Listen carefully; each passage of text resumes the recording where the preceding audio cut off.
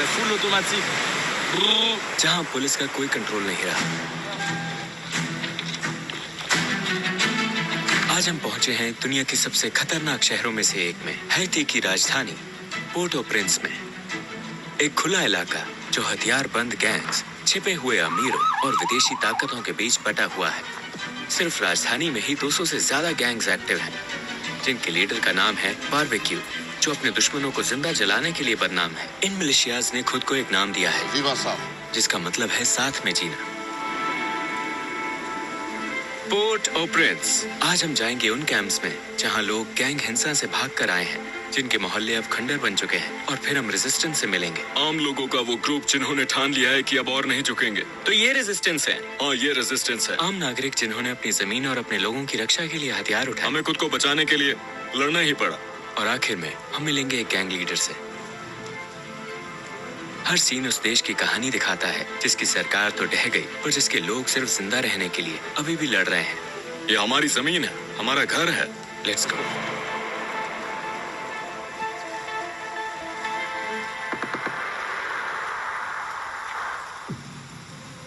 आज हम हैं एक ऐसे आइलैंड पर जो 2 देशों में बटा है। आधा हिस्सा जैसे स्वर्ग और दूसरा जैसे नर्क। एक तरफ है डोमिनिकन रिपब्लिक, जहां खुशहाली है, और दूसरी तरफ हैती, जहां हर दिन एक जंग है। हम राजधानी पोर्ट ओ प्रिंस में पहुंचे। वो रहा एयरपोर्ट। एयरपोर्ट से हमने होटल डिस्ट्रिक्ट की तरफ रुख किया, वो इलाका जहां अब भी सरकार के ऑफिस, पुलिस और कुछ होटल्स हैं। ये एरिया एक पहाड़ी पर बना है, बाकी शहर से बिल्कुल अलग। ये होटल शहर के सबसे लग्जरी होटलों में से एक है, जहां हर गेट पर भारी सिक्योरिटी तैनात है, क्योंकि इसके बाहर एक बिल्कुल अलग दुनिया बसती है। हम राजधानी पोर्ट ओ प्रिंस में हैं। देखो, हम एक पहाड़ी पर हैं, नीचे पूरा शहर दिख रहा है। यही वो देश है जिसने कभी कॉलोनियलिज्म को हराया था और आज अफरा तफरी में डूब चुका है। अब हम जा रहे हैं उन कैंप्स में जहां वो लोग रहते हैं जो गैंग्स की गोलियों से बचकर भागे थे। ऐसे लोग सैकड़ों की तादाद में हैं। ये जगह टेम्पररी है। कोई नहीं जानता कब तक, क्योंकि इन्हें यहाँ रहते हुए 9 महीने से ज्यादा हो चुके हैं। और यहाँ मार्केट भी है। हाँ, उन्हें जीना भी तो है। ये वही लोग हैं जो अपने इलाकों से भागे थे जब गैंग्स ने उनके घरों को जला डाला था। उनके घर अभी भी वही हैं, पर वो लौट नहीं सकते। करीब 1 महीने पहले गैंग्स ने थोड़े लोगों को वापस जाने की इजाजत दी थी, पर अब वहाँ कुछ बचा ही नहीं है। ये लोग बेघर हैं और उन्हें नहीं पता कि वो कब लौट पाएंगे। ये देश लगभग भुला दिया गया है।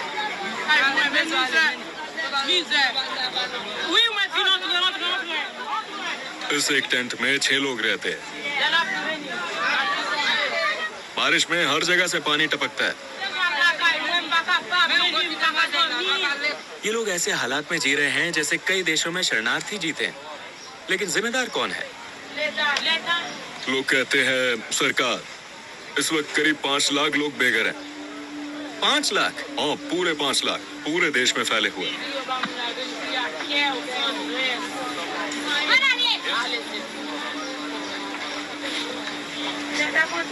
अब यही उनका घर है।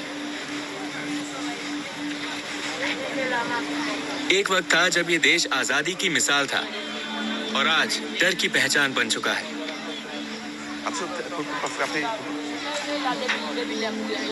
ये औरत एक कार के नीचे रहती है।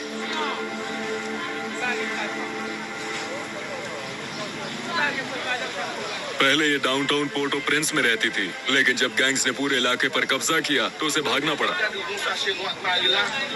वो देखो, खुला नाला। ये लोग अब इंसानों जैसी जिंदगी नहीं जी रहे।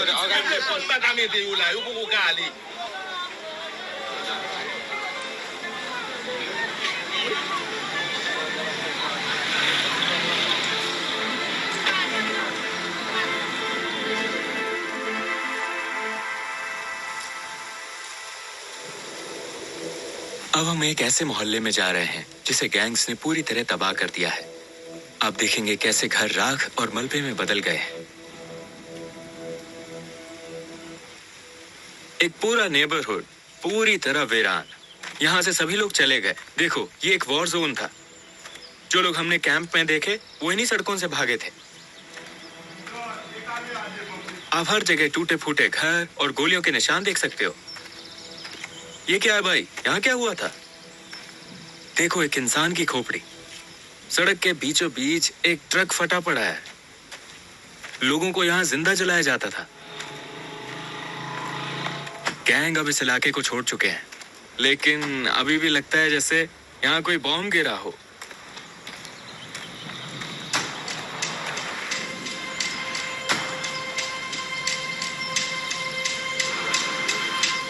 गैंग्स ने पूरे पोर्ट पर कब्जा किया है और वो वहीं बैठे हैं। वीडियो के अंत में हम वहां भी जाएंगे, देखते रहो। ये एक खाली स्कूल है।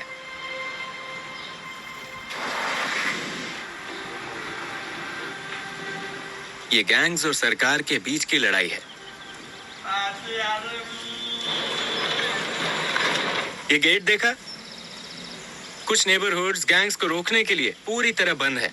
यहाँ किडनैपर्स को रोकने के लिए सुपर हाई स्पीड बम्स भी हैं। हाँ,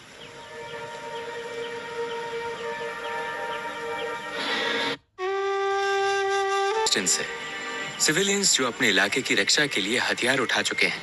हम रेजिस्टेंस के एरिया में आए हैं। लोगों ने यहाँ से भागने से इनकार कर दिया, भले ही गैंग्स ने उन्हें निकालने की कोशिश की। ये आर्म्ड व्हीकल केन्या से आया है। केन्याई फोर्सेस ने यूएन के साथ मिलकर यहाँ मदद करने का काम किया है।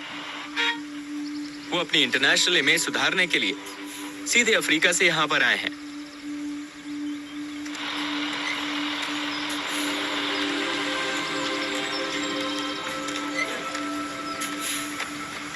यहाँ की सारी कम्युनिटीज गैंग के कंट्रोल में है। शहर गैंग से बटा हुआ है। शहर ऐसे बटा जैसे बॉर्डर देशों को बांटते हैं। और जब हमला होता है वो कई लोगों को मारते हैं, बलात्कार करते हैं, बच्चों को पीटते हैं। लेकिन ये लोग तो सिविलियन हैं, उनके अपने लोग हैं, इसलिए उन्होंने खुद के लिए रेजिस्टेंस ग्रुप बनाने का फैसला किया। तो ये अपने लोगों की रक्षा करते हैं। हाँ, अब हम रेजिस्टेंस के साथ हैं और मैंने भी उनका यूनिफॉर्म पहना है। अगर मैं गैंग कंट्रोल्ड एरिया में ऐसे जाता तो मारा जाता, क्योंकि ये रेजिस्टेंस यूनिफॉर्म है। इन्हें कहते हैं विजिलेंटीज, साधारण लोग, मैकेनिक, किसान, पिता, जिन्होंने अपने घरों की रक्षा खुद करने का फैसला किया।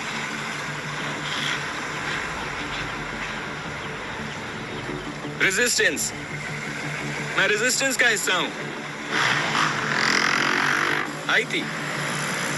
हर दिन हम कंट्रोल एरिया चेक करने जाते हैं। हाँ, हर रोज दिन में भी और रात में भी, हर वक्त। तो क्या यहाँ गैंग आते हैं या नहीं? नहीं नहीं नहीं नहीं, आ नहीं सकते? कभी नहीं। कभी नहीं। उसने कहा कि ये उसका इलाका है, कोई इस पर अटैक नहीं कर सकता।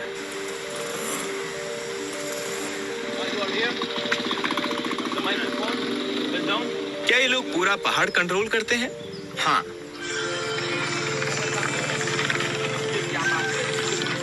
रेजिस्टेंस ने यहाँ चेक पॉइंट बनाए हैं ताकि कोई गैंग मेंबर अंदर घुसने की कोशिश करे तो पकड़ा जाए।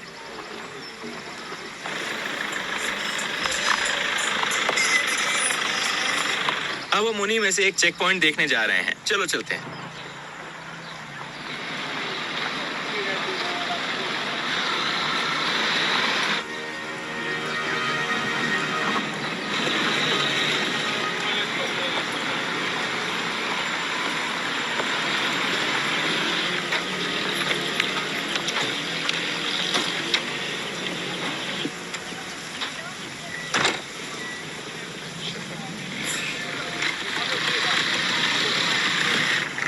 ये रेजिस्टेंस का एक मेंबर है। ये आईडी चेक करता है और लोगों की तलाशी लेता है। ये लोग आम नागरिक हैं, लेकिन इलाका पूरी तरह इनके कंट्रोल में है।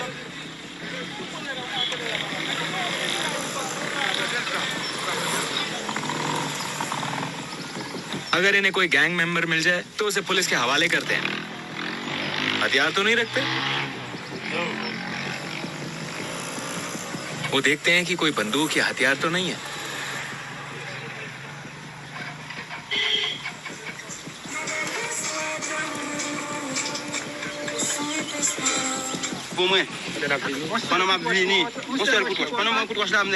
अभी उन्होंने एक आदमी को रोका। उसके चेहरे पर खून लगा था। उसने बताया कि थोड़ी देर पहले जब वो यहाँ से गुजर रहा था तब गैंग वालों ने उसे पीटा था।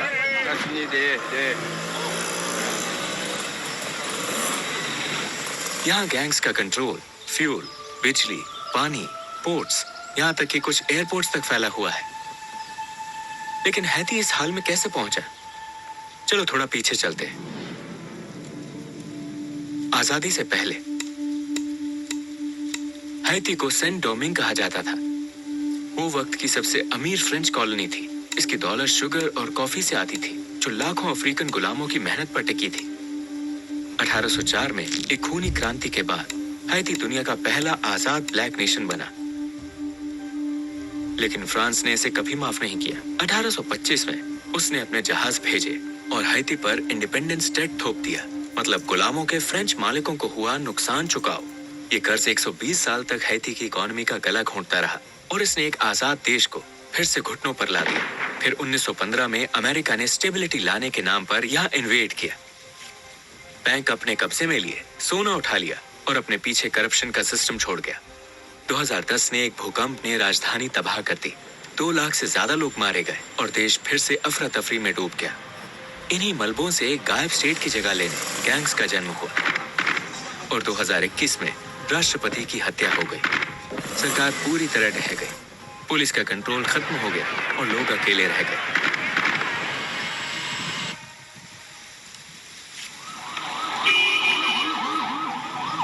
अब हम गैंग से मिलने जा रहे हैं।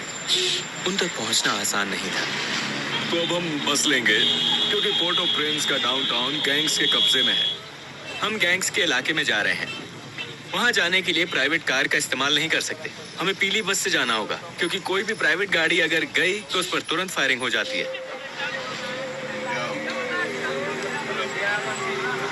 देखो लोग कैसे एक दूसरे पर चढ़े हुए हैं। हमें उनके इलाकों से गुजरना है, वो भी भेष बदल कर।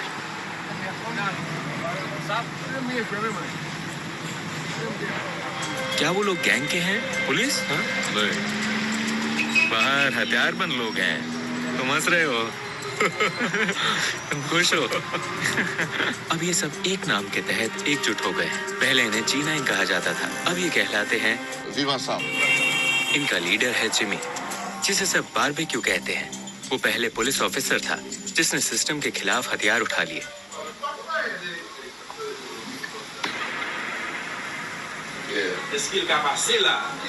क्या मैं तुम्हारे साथ जा सकता हूँ? पीछे बैठकर? सेफ है? हाँ, ये गैंग लीडर है। चलो।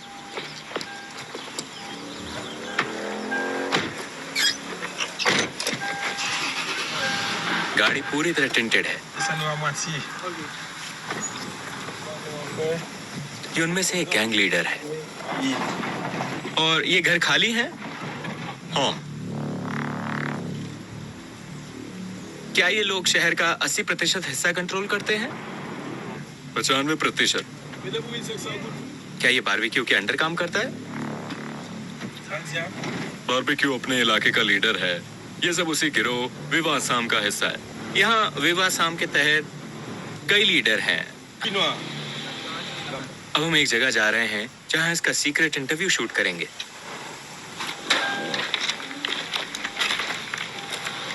अब वो अपना चेहरा क्यों नहीं छिपाता? आज के ज्यादातर गैंग मेंबर्स बहुत जवान हैं। वो डर या मजबूरी में इसमें शामिल हुए थे। ये लोग सरकार से भी ज्यादा ताकतवर हैं, है ना? हम ज्यादा ताकतवर हैं क्योंकि हमारी सरकार सुस्त है।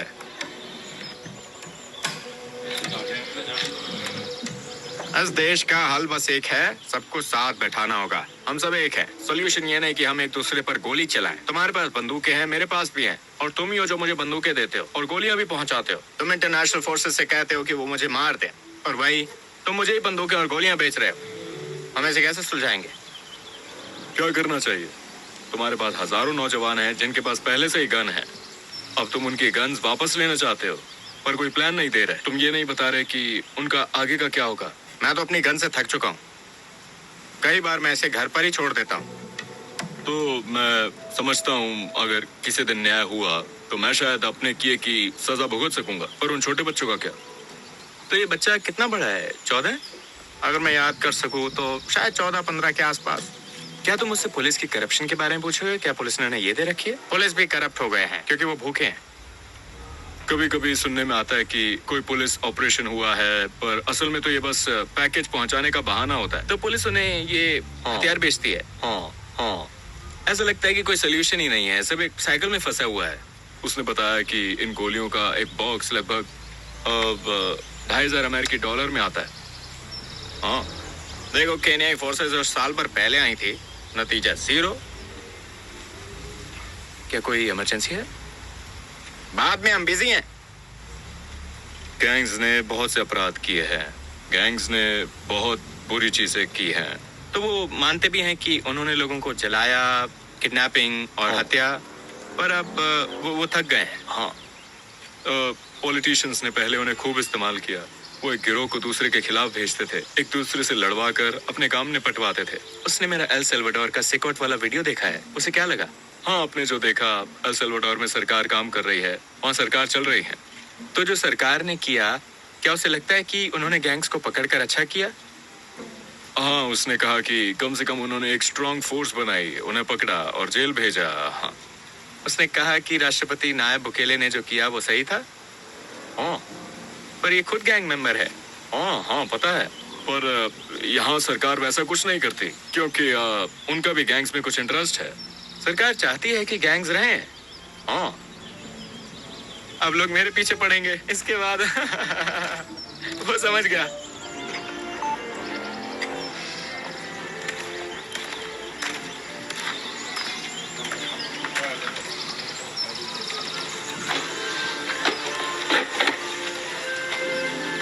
लीडर खूब एंजॉय कर रहा है। वो पूरी कोस्ट लाइन कंट्रोल करते हैं।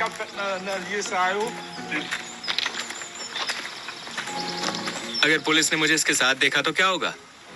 क्या वो मुझे ढूंढेंगे? हाँ, तो अब उनके पास हमेशा गन रहती है, क्योंकि यही उनके बचने का तरीका है। फिर हम समंदर की तरफ गए और पहली बार शोर लाइन देखी।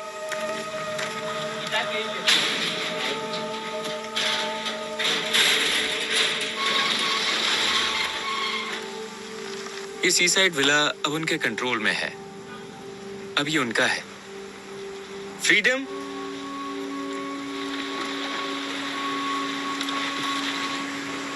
ये समंदर अब तुम्हारा है।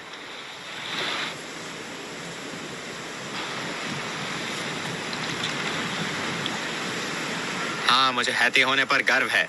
हम आजादी के ब्लैक वंशज हैं और हम गर्व महसूस करते हैं। इसे कभी नहीं भूल सकते। हमने सबसे पहले दुनिया को दिखाया कि असली आजादी क्या होती है। हम बच गए। भगवान का शुक्र है हम बाहर आ गए। और हैं, हम बाहर हैं। हो गया। यही है हैती, वो जमीन जिसने सबसे पहले खुद को गुलामी से मुक्त किया और आज भी आजाद रहने के लिए लड़ रही है। मेरा हैती वाला वीडियो पर बहुत खर्चा आया। सिक्योरिटी और शूटिंग परमिट्स के लिए मैंने काफी पैसे दिए, इसलिए